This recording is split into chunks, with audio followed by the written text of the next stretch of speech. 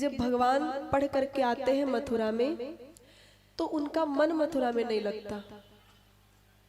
मन नहीं लगता मथुरा में। वो बार बार ब्रज की ओर देख करके आंसू बहाते थे भगवान।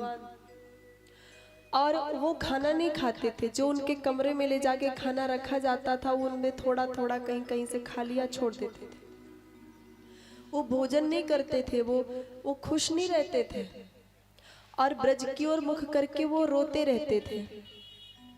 तब मथुरा वाले बहुत परेशान हुए इससे। मथुरा वाले उद्धव जी के पास गए, जो कि भगवान के मित्र हैं। उद्धव जी के पास गए, जाकर के बोले कि उद्धव जी, आप भगवान को ज्यादा जानते हैं, आप उनसे पूछो कि वो उनको यहाँ पे क्या कष्ट है, क्या समस्या होने, क्या हम उन्हें प्रेम नहीं करते, उनको क्या पसंद है। जो जो पसंद है हमने सब किया, लेकिन वो खुश ही नहीं होते, हमेशा रोते रहते हैं ब्रज की ओर मुख करके। उनसे आप जाके बात करो। तब उद्धव जी भगवान के पास आए और भगवान से आकर के बोले, प्रभु आप तो ईश्वर हैं, आप पूर्ण है, ब्रह्म है, आपको रोने की क्या आवश्यकता है। आप किसी की याद में रोते हो, ये बात समझ में नहीं आती। आप कण कण में रहते हो फिर भी ब्रज वालों को याद करके रो रहे हो, आंसू बह रहे हैं। भगवान ने कहा मैं नहीं रोता, मैं तो आनंद स्वरूप हूं, मैं रोता नहीं। तो बोली आप रोते नहीं तो फिर ये उदासी क्यों और आंखों से आंसू क्यों। तब बोले कि ये जो आंसू है ये मेरे नहीं है, मेरे भक्तों के आंसू हैं। क्योंकि ब्रजवासी मुझे याद करते हैं और ब्रजवासी याद करते हैं तो वो आंखों से रोते नहीं है, वो हंसते रहते हैं। उनको लगता है अगर वो रोएंगे तो मुझे दुख होगा, इसलिए ब्रजवासी रोते नहीं हैं, वो हृदय से रोते हैं, दिल से रोते हैं। बाहर से दिखावा करते हैं कि हम खुश हैं, हृदय से वो रोते हैं। तो उनके हृदय में बताओ कौन बैठा है, मैं बैठा हूं ना, तो कष्ट तो मुझे ही होगा ना, आंसू तो मेरी आंख से बरसेंगे। उनके हृदय में मैं रहता हूं। यदि मेरा भक्त कष्ट में रहता है तो उसके हृदय में बैठा मैं भी कष्ट में रहता हूं, मैं भी उदास हो जाता हूं। तो ये जो मेरे मुख पे तुम देख रहे हो मेरा अपना नहीं है, ये भक्तों का प्रभाव है जो मुझे दुखी कर रहा है। तो उद्धव जी ने कहा कि उनको रोने की क्या आवश्यकता है। तब क्या आपने उनको ज्ञान नहीं दिया था कि आप कण कण में रहते हो, वो क्यों याद करते हैं आपको। भगवान ने कहा यही तो बात है, उनको मैंने बहुत समझाया पर वो तो रोते ही हैं, वो याद ही करते हैं। वो भी जानते हैं कि मैं कण कण में हूं, लेकिन फिर भी वो याद करते हैं। उद्धव जी ने कहा इसका मतलब आप ठीक से समझा नहीं पाए। आप मुझे यदि कहो तो मैं जाऊं और 1 घंटे प्रवचन सुनाऊंगा तो उन सबको सारी प्रेम उरेम सब भूल जाएगा, समझा दूंगा मैं। भगवान ने कहा क्या सच में आप समझा सकते हो। उद्धव जी ने कहा बिल्कुल, बस 1 घंटे का समय चाहिए। क्योंकि उद्धव जी को ज्ञान का अहंकार था, वो नहीं जानते थे कि ज्ञान प्रेम के आगे धरा का धरा रह जाता है। उद्धव जी ने कहा जाऊंगा, समझा के आ जाऊंगा, 1 घंटे का समय लगेगा। भगवान ने कहा तो अच्छी बात है, जाओ। उद्धव जी तैयार होने लगे। तैयार होकर के आए तो भगवान ने अपना पटका उठा के रख दिया उनके कंधे पे, अपना मुकुट पहना दिया, मोर मुकुट, अपनी वंशी दे दी उनको, वंशी भी ले लो। उद्धव जी ने कहा प्रभु क्या इसकी जरूरत है कि मैं वंशी लेकर के जाऊं, आपका मुकुट लेकर के जाऊं, आपका फटका लेकर के जाऊं, क्या जरूरी है। भगवान ने कहा हाँ जरूरी है। उद्धव जी ने कहा क्यों, क्या जरूरी है। भगवान ने कहा यदि आप वंशी लेके नहीं जाओगे, मोर मुकुट पहन के नहीं जाओगे तो वो आपकी तरफ देखेंगे तक नहीं, बात करना छोड़ो, वो किसी से बात नहीं करते, वो मोर मुकुट वाले से बात करते हैं, वो किसी की तरफ देखते नहीं। वंशी लेकर के जाओ तभी वो तुम्हें हमारे पास बैठने को भी राजी होंगे। तब उद्धव जी ने वंशी ले, वो पटका लिया, रथ में बैठे, रथ में सवार होकर के चल पड़े। अब रास्ते भर में सोच रहे हैं कि गांव के लोग हैं, गंवार होंगे, ज्यादा समझाना नहीं पड़ेगा, ये चीज समझा दूंगा, समझ में आ जाएगा। तो सारा होमवर्क करके चल रहे हैं रास्ते भर में कि वो ये कहेंगे तो हम ये कह देंगे, वो ये कहेंगे तो हम ये कह देंगे, बस 1 घंटे में सबकी बुद्धि ठीक कर दूंगा। सारा होमवर्क करके पहुंचे और जब ब्रज में जाकर के पहुंचे, ब्रज से बाहर ही थे, घर तो पहचानते नहीं थे, कहाँ घर है भगवान का। तो किसी से पूछा कि भैया नंद बाबा के यहाँ जाना था, नंद बाबा के यहाँ जाना है हमें। तो एक पथिक ने कहा कि नंद बाबा का घर पूछने क्या जरूरत है, पानी की धारा दिखाइए, पानी की धारा दिख रही है ना, इस पानी की धारा का, इस नदी का उद्गम जहां से है वही नंद बाबा का घर है, वहीं चले जाओ। उस पानी की धारा को देखते देखते देखते आए जब उद्धव जी, तो देखा उद्गम है नंद बाबा के द्वार से, वहां लाखों गोपियां ब्रजवासी हैं, नंद बाबा है, यशोदा मैया है, और वो बैठ करके कोई चार वहां चार वहां चार वहां बैठ के रो रहे हैं। नंद बाबा यशोदा मैया ग्वाल बाल देख करके उद्धव जी की हालत खराब हो गई, किससे बात करूं और क्या बात करूं। लेकिन फिर भी वो गए और यशोदा मैया के पास, यशोदा मैया के पास गए। किसी ने कहा कि वो देखो कोई मोर मुकुट वाला आया है। भीड़ इकट्ठी हो गई, कन्हैया आया क्या, कन्हैया आया क्या। तब होशियार बुद्धिमान गोपियों ने कहा वो नहीं आएगा, वो चोर है, वो झूठा है।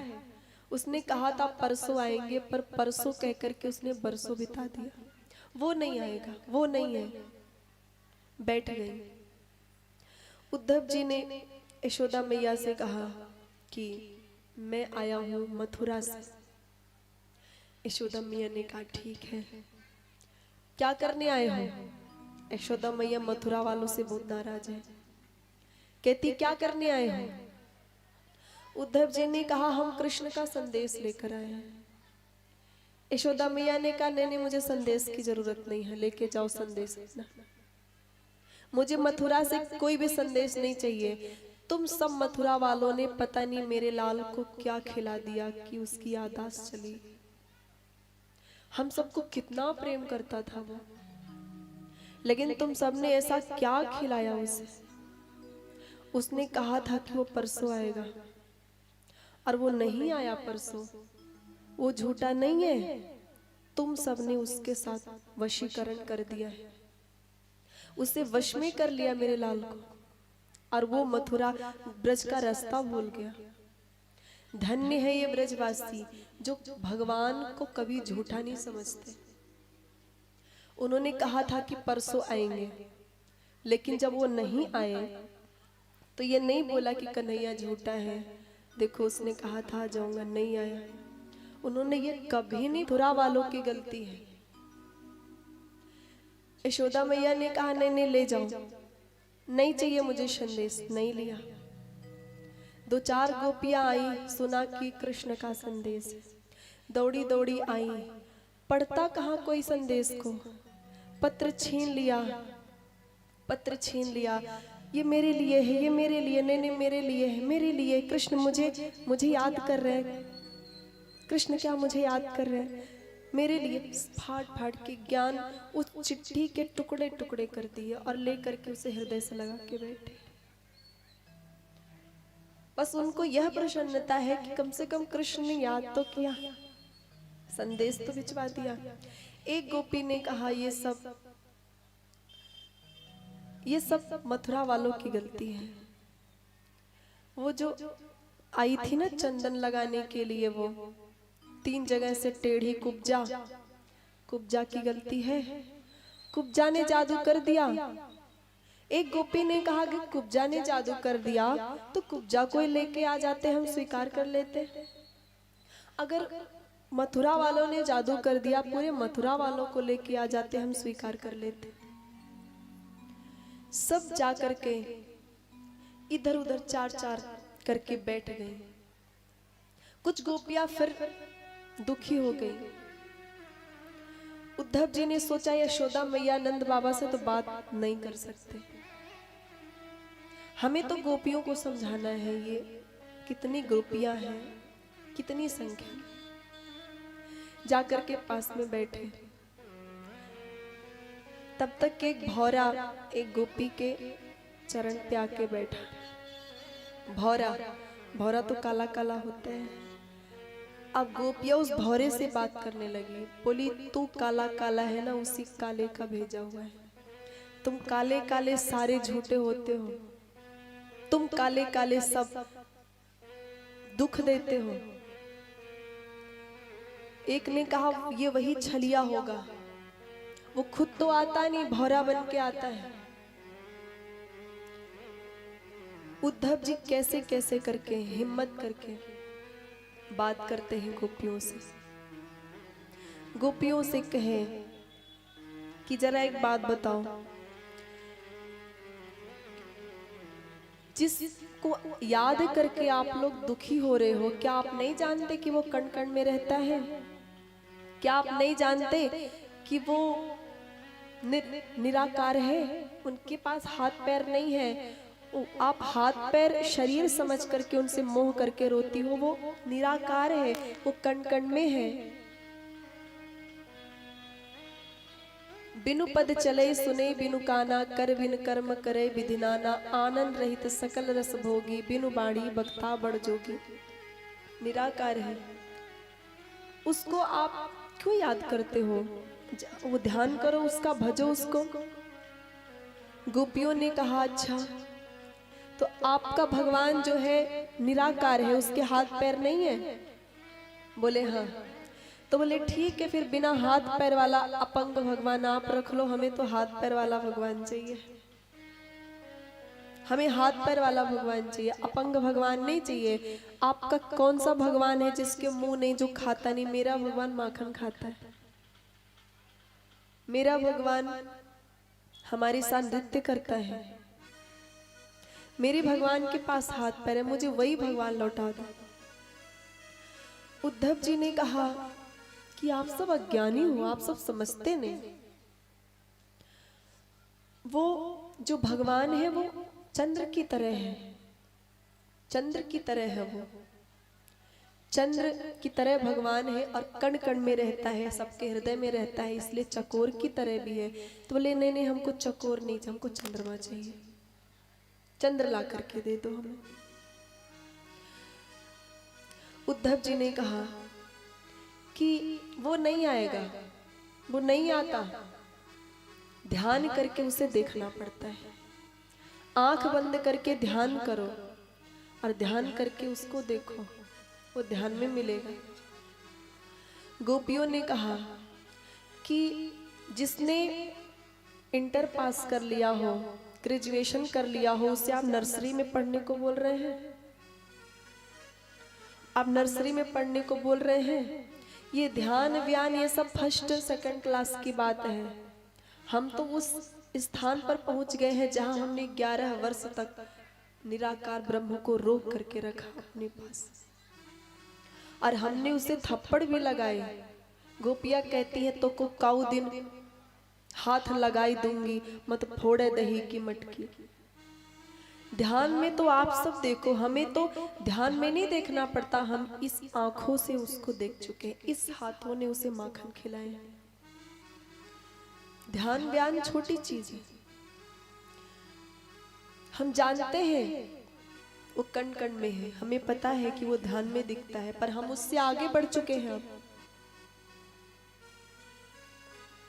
उद्धव जी ने कहा कि जब तुम सब जानती ही हो तो रोती क्यों हो?